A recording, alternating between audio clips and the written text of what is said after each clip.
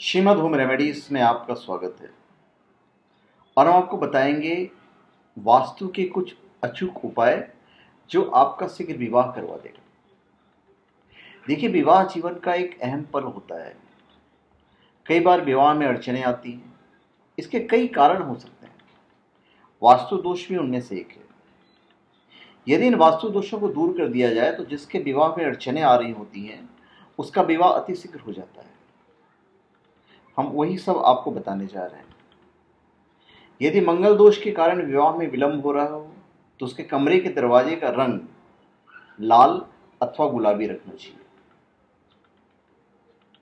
विवाह योग्य युवक युवती के कक्ष में कोई खाली टंकी, बड़ा बर्तन बंद करके नहीं रखें।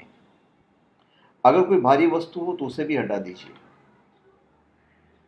यदि विवाह प्रस्ताव में व्यवधान आ रहे हों तो विवाह वार्ता के लिए घर आए अतिथियों को इस प्रकार बिठाएं कि उनका जो मुख हो वो घर में अंदर की ओर, उन्हें द्वार दिखाई नहीं दे।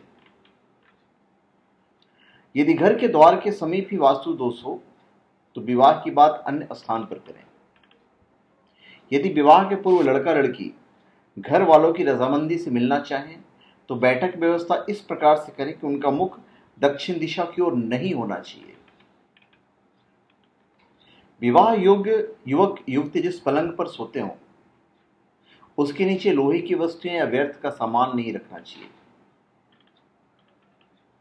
घर में बेटी जवान है, उसकी शादी नहीं हो पा रही है तो एक उपाय करें। कन्या के पलंग पर पीले रंग की चादर बिछाएं, उस पर कन्या को सोने के लिए कहें। इसके साथ ही बेडरूम की दीवारों पर हल्का रंग करें। ध्यान रखें कि कन्या का शयन कक्ष वायव्य कोण में स्थित होना चाहिए। जीवन में पीले रंग को सफलता का सूचक कहा जाता है। पीला रंग भाग्य में वृद्धि लाता है। कन्या की शादी में पीले रंग का ज्यादा से ज्यादा प्रयोग किया जाता है क्योंकि ऐसा माना जाता है कि कन्या ससुराल में बड़ा सुखी रहेगी।